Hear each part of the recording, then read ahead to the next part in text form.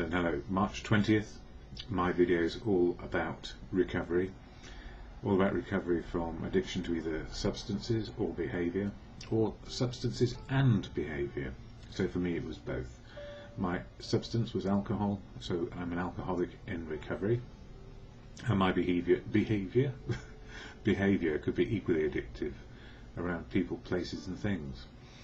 Trying to be with the right people, trying to be in the right place, trying to have the right things. Very trying person, and I suppose striving to do the best I could. And in the process of trying to do the best I could, I used to put drink in between me and reality. That is, I used drink to calm me down, to cheer me up, to put me to sleep, to make life work, because I thought I had to make life work rather than live life. So these days I'm sober one day at a time, with help. On the way, family, community, professionals all helped immensely keep me alive long enough to realise that I was an alcoholic and I needed ongoing help. And there is ongoing help from all sorts of sources, but the source which helps me most when it comes to recovery and being sober is the Fellowship of Alcoholics Anonymous. I don't speak for AA, Alcoholics Anonymous, never can, never will. And the reason is quite simple. AA is what you see, is what you get on a daily basis in the meetings where we share our experience, strength and hope. So AA is only good for a day, good for the people who get to meetings and share experience, strength and hope. And sometimes we hear exactly what we need to hear to keep on track, live life in the moment, and sometimes we're just bamboozled by the whole thing and cannot make sense of life. And that's where AA really comes into its own, because there are plenty of people with experience, strength and hope of being bamboozled by life and still remaining sober for the day. After all, it is a one-day program and we join it up, so we get a few days, a few weeks, a few years, even a few months of sobriety, and then it seems it's better that way. And the reason why I cannot speak for AA and why AA has no spokespersons out there saying AA, come to AA and you'll be alright, is we cannot promise anything except experience, strength and hope on the day you're there, in a meeting or sharing with people who know about sobriety. In other words, there are no leaders as such. All we have is trusted servants who keep an organisation floating along on a daily basis. We don't have lots of money. We are self-sufficient based on contributions made by those who can make them. So there's absolutely no way that anybody has to feel obligated in any sense to the fellowship in a financial way, or because it seems to save their bacon or their life on a daily basis. So each person in AA, unique, authentic, right-sized, same size as anyone else. And the reason why I emphasise that over and over again is it's about freedom of choice to live life sober. One person, unique and authentic, part of a group, part of a fellowship. So there's no hierarchy. And if any decisions need to be made, we can put forward our ideas in the group meetings and then see what happens, whether they are adopted or rejected by the group or passed on to more of the organisation if necessary. Indeed, it's not an organisation, it's simply a fellowship. That means mine is one voice of many describing or sharing experience, strength and hope. So the only way we get to find wisdom in the fellowship is attending meetings, listening and adopting some principles, the 12 steps of living, and understanding the 12 traditions and how they were made to keep the fellowship safe, with unity, service and recovery at their heart. So anonymity is important. It offers sanctuary to find our truth. Like any other confidential type of place or service, it offers a place of sanctuary, and I feel that is the spiritual connection to living, the ability to find our truth so we can live life open, honest and willing. I often say this when I've had a bit of a knock and someone says, "Are you speaking for AA?" And the answer is, no, I am not. I'm speaking for me and my recovery and what helps it. And when I can't get to meetings of AA, I utilise the literature like this one, Daily Reflections, As Bill Sees It, the 12 Steps and 12 Traditions, and, excuse me for leaning over, the AA Big Book. And there are others as well which I refer to, which maybe aren't AA. But it would be remiss of me to say, I am Don, I'm in recovery, and I've done it all on my own. The answer is, I never actually do it on my own, get on with life. I'm interdependent within family, community, society, and I'm interdependent within the fellowship of AA. So I cannot be a spokesperson for other people who have their own beliefs, outlooks and attitudes. How could I? That would be very, very remiss of me, and would suggest I know more than other people. Well, I don't. I only know what works for me today. So, after that diatribe, I want to share from the Daily Reflections, this book. And March is all about step 3, which is letting go and letting God, or letting go and letting good things happen. How to be included in life, rather than look back at it or judge it. Some judgments we have to make about safety and being involved, and we are interdependent in all aspects of life. And if ever there was examples of interdependencies over the last few weeks and how hard it is to get agreement, it's the coalition of a number of countries trying to save people in another country from being massacred. That's interdependence, working together for a common goal. So the fellowship has only one common goal, and I'll share the AA preamble, which is on this little card here. It's often my Bible. When everything else fails, it's got the preamble, which is from the meetings. It also has inside it the 12 steps and 12 traditions of the programme, and on the back it has the serenity prayer. And that's a mini meeting in itself, just on that card. At any time, if two fellows from the fellowship get together and want to share experience, strength and hope on a level playing field, we use this. The AA preamble starts it off. And it goes like this. Alcoholics Anonymous is a fellowship of men and women who share their experience, strength and hope with each other, that they may solve their common problem and help others to recover from alcoholism. The only requirement for membership is a desire to stop drinking. There are no dues or fees for AA membership. We are self-supporting through our own contributions. AA is not allied with any sect, denomination, politics, organisation or institution. So AA, the fellowship, is not allied with any sect, denomination, politics, organisation or institution. Does not wish to engage in any controversy. So the fellowship is never about controversy, but everybody in the fellowship has alliances with a sect, denomination, politics, organisation or institution. So we are allowed, no, we are not allowed, we have affiliations outside the fellowship. But we don't wish to engage in any controversy within the fellowship, neither endorses nor opposes any causes. It's all about, and it says here, our primary purpose is to stay sober and help other alcoholics to achieve sobriety. So we are completely authentic in our outlook, unique and authentic human beings with our own understanding of what is good for us as we go along in life.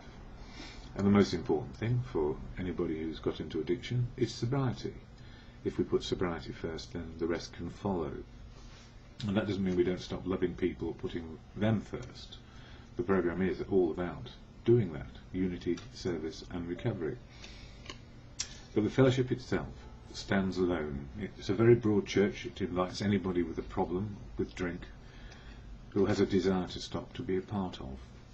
And as we walk out the door, we still carry, or walk in, we carry all our affiliations and when we walk out we carry all the affiliations as well.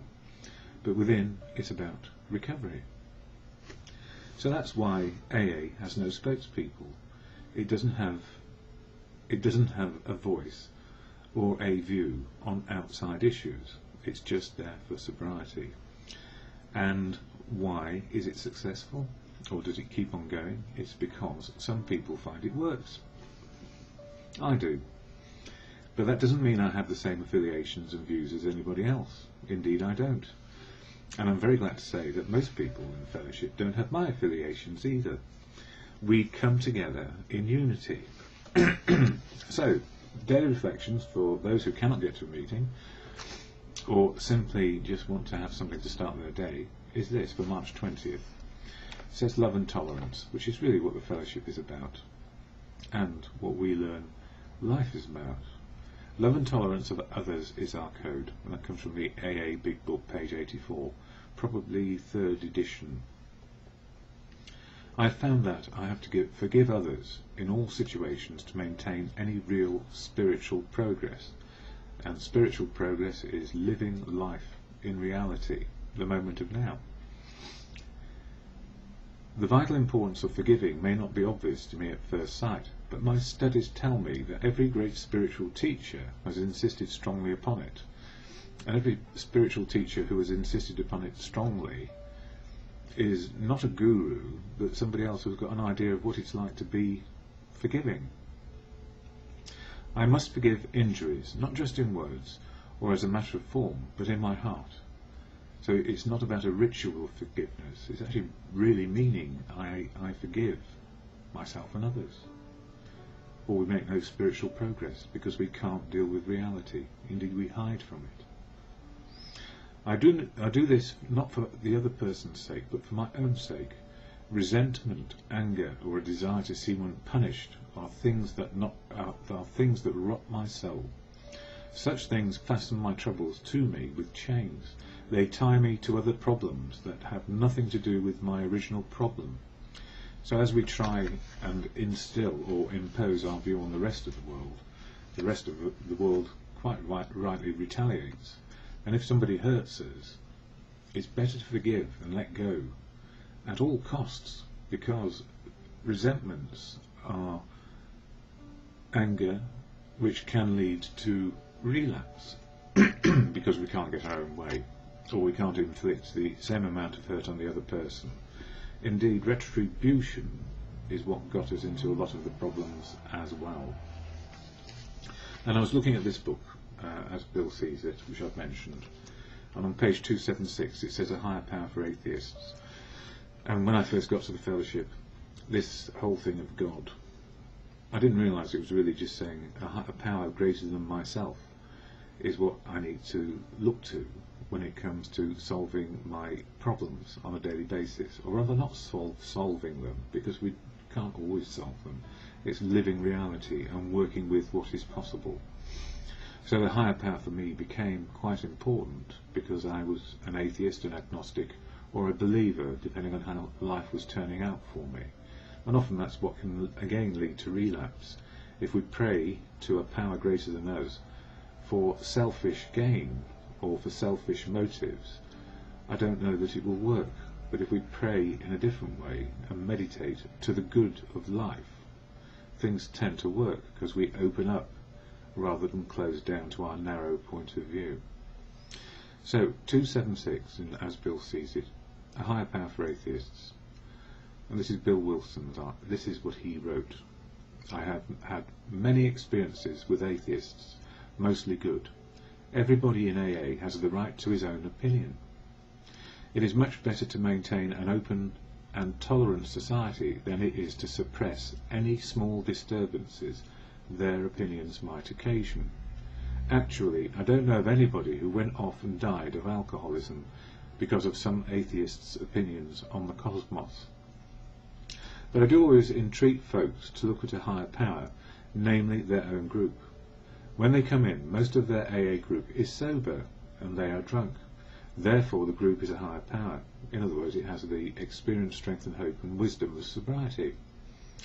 That's a good start, good enough start, and most of them do progress from there. I know how they feel, because I once was that way myself. So, we don't stand still. We understand what a higher power might be when we start in fellowship, and it may develop into continuing an atheist posture, an agnostic's posture, or a God believer's posture. But even if it were any of those things, it's a unique and authentic understanding down to the individual, a power or a God of our understanding. Isn't that good? So we don't impose on anyone anything, let alone an opinion about what is right for them. We just make suggestions based on our own experience of life. And I can only talk about my experience of life. I can't share how it works for other people. I can only share how it works for me. Hence, I don't speak for AA. I'm glad about that, because that would really, really worry me. I just share about what is working today. So, fellowship, family, community, generally, with many disturbances going on as life is. And the programme helps us live with and through and be part of what those things mean for us. We live truth today as best we can, and sometimes the truth can be very hard to find, even when we look in the mirror and say, I want to be open, honest and willing, but at the same time we have belief, values and experience which tend to give us an opinion about life, which is just our own opinion. I need to keep looking at the broader picture and what other people tell me when I'm trying to help them or me in any given day. And when I'm not sure, that serenity prayer is not a cure-all, but it actually helps me stop reacting and start responding. And it's the serenity prayer to God or good conscience. So, to God or in good conscience, or both, or whatever your higher power is, for me it's God, grant me the serenity to accept the things I cannot change, courage to change the things I can, and the wisdom to know the difference, and for me always just for today. Gosh, where does time go?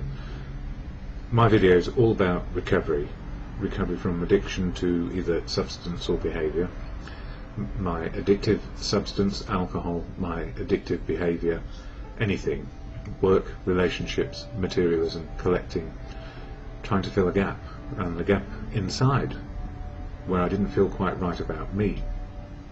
And what I never realised about that gap inside when I was a really small person, a child, is we have a gap inside to fill with good things. And for some reason I was always fearful about life. Anxiety was second nature, and I guess we need a certain amount of fear to keep us safe. But when it goes to extremes where we don't feel anything else particularly, and fear overwhelms us of not being good enough, not being right, not being able to participate because we don't understand life, and many things can tip us over into fear. So what did I do? Well, I found something which made me feel more relaxed and convivial, and that was drinking alcohol. And from the first drink, I guess it changed the way I felt. No, I don't guess. I know it changed the way I felt. The gap inside didn't seem so big because my head shrank, or my perceptions shrank, because I was limiting them with alcohol. And as the perceptions shrank, so did fear. So underlying that, of course, were all the other feelings and emotions that a person has. And to an extent, they came out, and some sort of conviviality, joy, and relaxed feelings came along with it. So enabling, if you like, alcohol, it enabled me to feel my feelings besides fear. So that went on for a long time, maybe up to 35 years. Along the way, though, there were genuine times of feeling and expressing what was on my mind, and being in some sort of balance. And that's before alcohol became something I was dependent on, and then addicted to.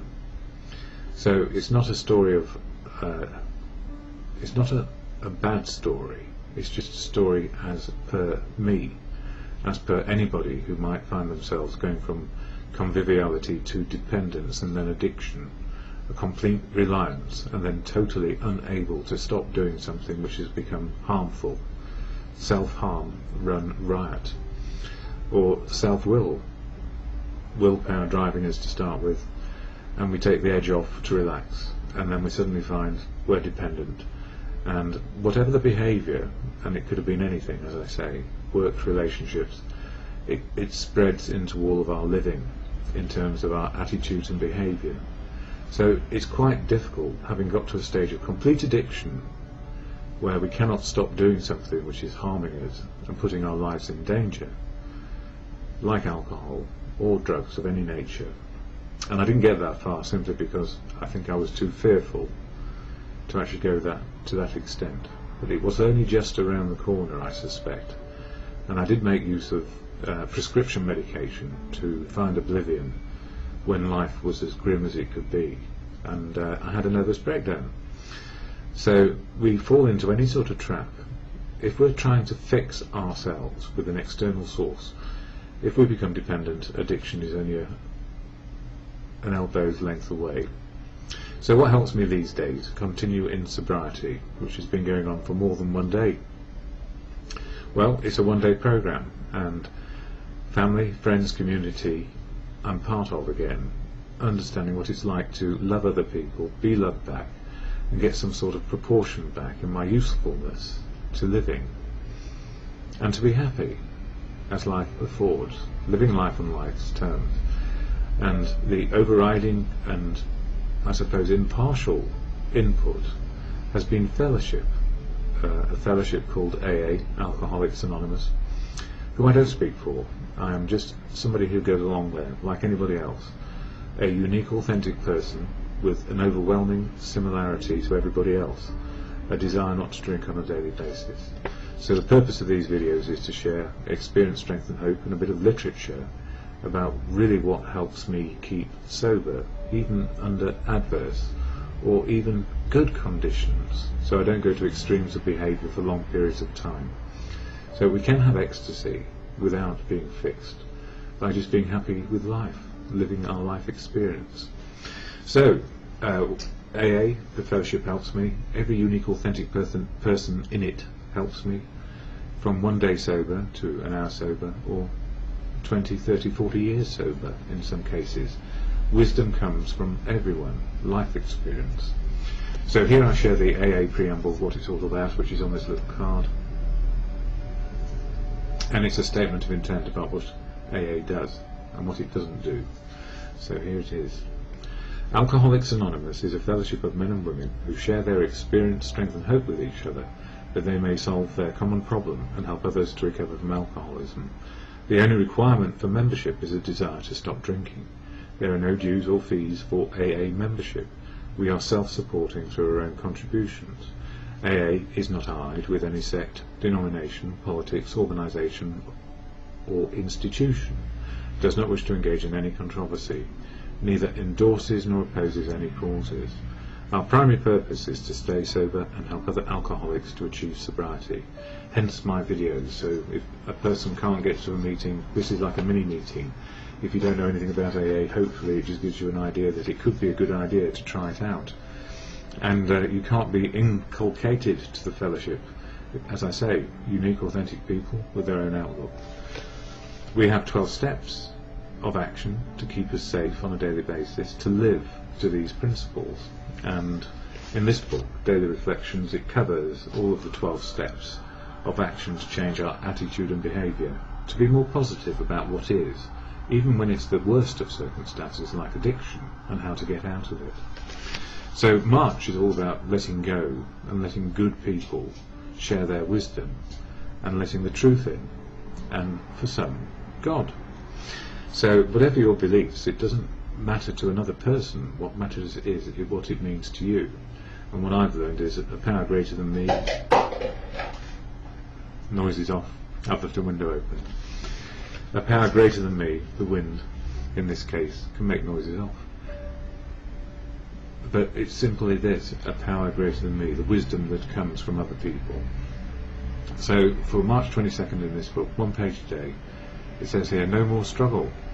And we have ceased fighting anything or anyone, even alcohol. So we come to the idea that we don't have to fight it or battle against it. We just don't have to do it anymore. Drink, that is. Or whatever it might be in terms of substance or behaviour. And it says here, When AA found me, that's Alcoholics Anonymous, I thought I was in for a struggle, and that AA might provide the strength I needed to beat alcohol. Victorious in that fight, who knows what other battles I could win. I would need to be strong though. All my previous experience with life proved that. Today I do not have to struggle or exert my will.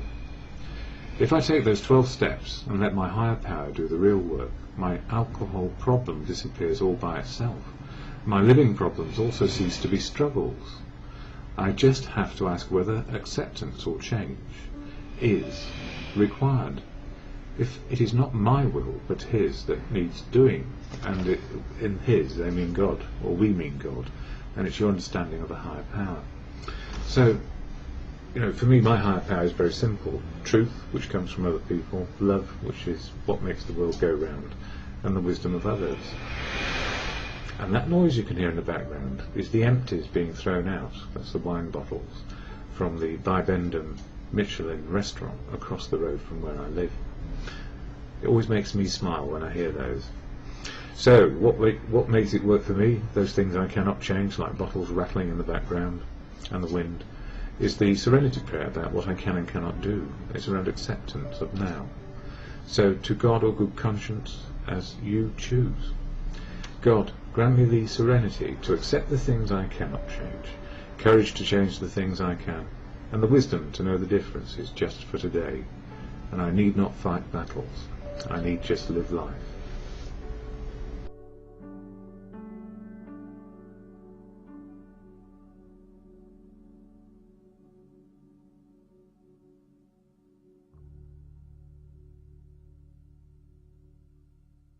Recovery from addiction to either substance or behaviour, or both. My substance was alcohol, my behaviour, alcoholic, workaholic, trying to be a perfectionist, and perfectionism, I guess, and realising always that I was never perfect. I had a feeling of not being good enough a lot of the time, so it got me into all sorts of scrapes. When people asked me could I do something work-wise, I'd say yes, and then wonder how to do it. And because I suppose fear was my prime motivator, fear of being found out, I spent a lot of time, I guess, more than doing my fair share. And when we are built that way, where we feel that we have less than something or not good enough, we keep persevering over and over again to demonstrate our worthiness.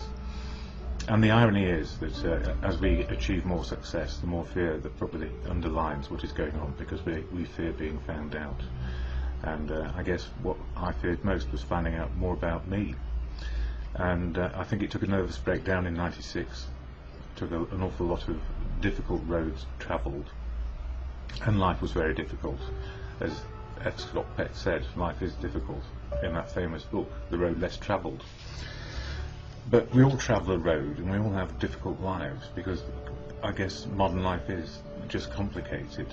So with me, with a drink inside me, and addiction I could not control, had no control over, I just kept on going.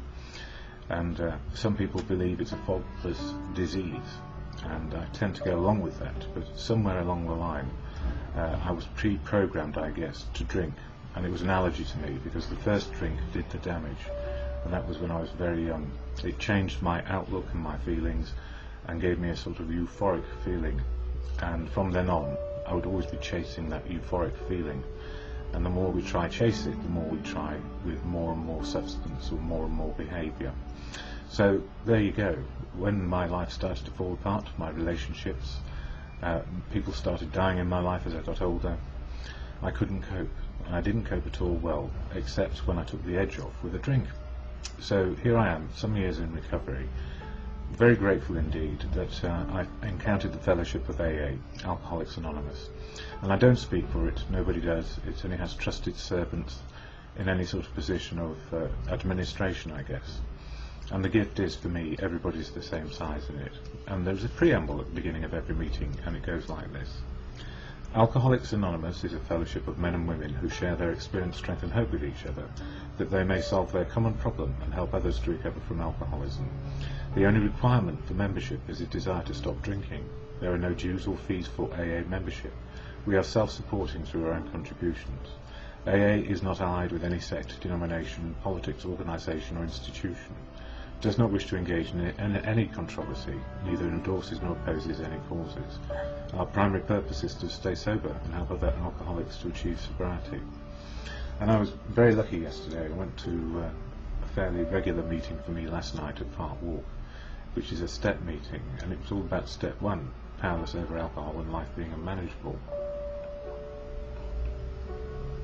And it reminds me that on any one day I need to remind me not only how am I feeling, why and what can I do, but what I am in fact powerless over people, places and things. But what I have today is choices made on the evidence of life, the truth of life. And you know, truth is my spiritual connection, if you like, the truth of now. So I'm not scared of spiritual anymore. It doesn't make me feel, oh my God, have I got spiritual, or do I need it? Life is spiritual. It's the gift that everybody has, to see the truth of now. And as an Archbishop said about spiritual, it's simply the ability to cope on a daily basis. I think that's a paraphrase, but I don't know quite what they said, but that's what I've heard.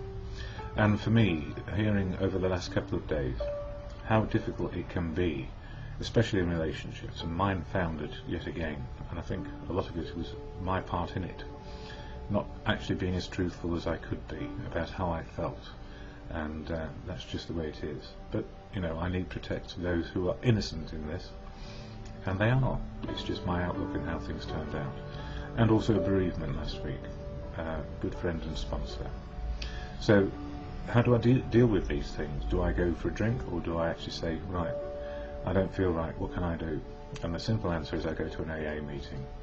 And another thing which occurred, you know, somebody was talking about sponsorship. Sponsorship in the fellowship is a difficult task, and many people take it on not quite sure what it will entail.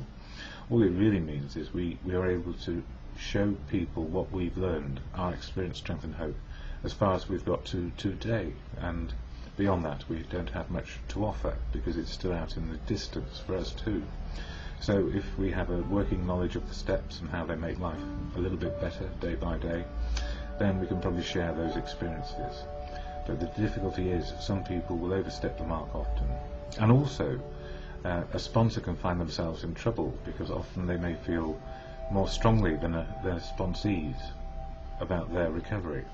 So a sponsor, if they are feeling that a sponsee or the person they're trying to help doesn't actually have the same level of commitment to sobriety, it can be a difficult place. And the answer simply is sometimes, if a person doesn't value their sobriety in the same way that the sponsor does, it's time either for them to give it up or the sponsor to give up that sponsoring role.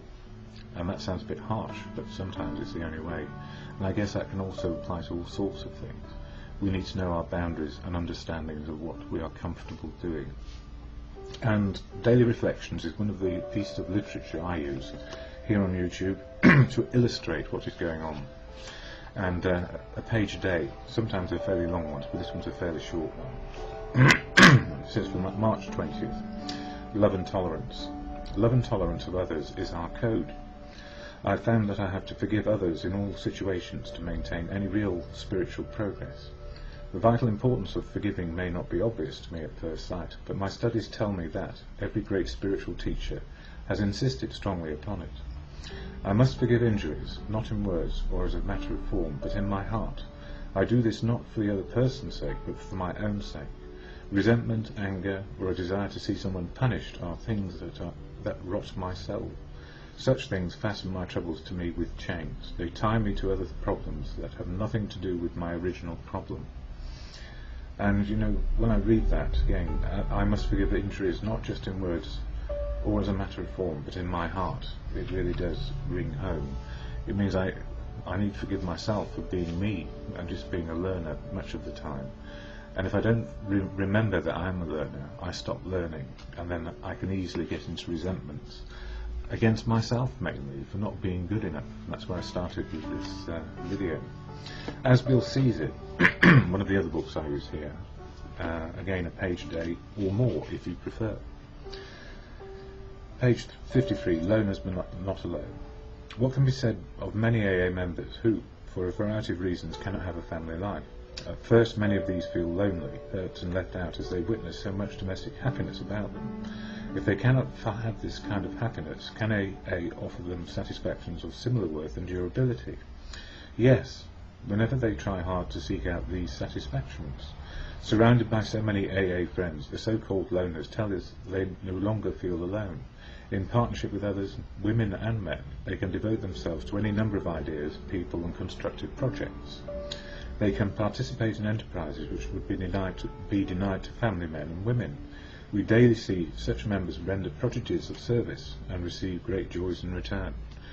And for me, that's so true. I mean, I think for most of my life, I've done it alone, even when I've had a partner. And the simple answer is, when I was alone with a drink, I was really alone with a drink, and drink was my best friend. And what an admission that is. What a horror. And now, these days, although I'm alone again, the answer is I don't need to be lonely, because there is fellowship, there is family, there is community, society, so much to be involved in, be included in, being a part of. I need never be alone again, but sometimes loneliness does creep up on us. And the serenity prayer. God, grant me the serenity to accept the things I cannot change, courage to change the things I can, and the wisdom to know the difference will always help me along the way.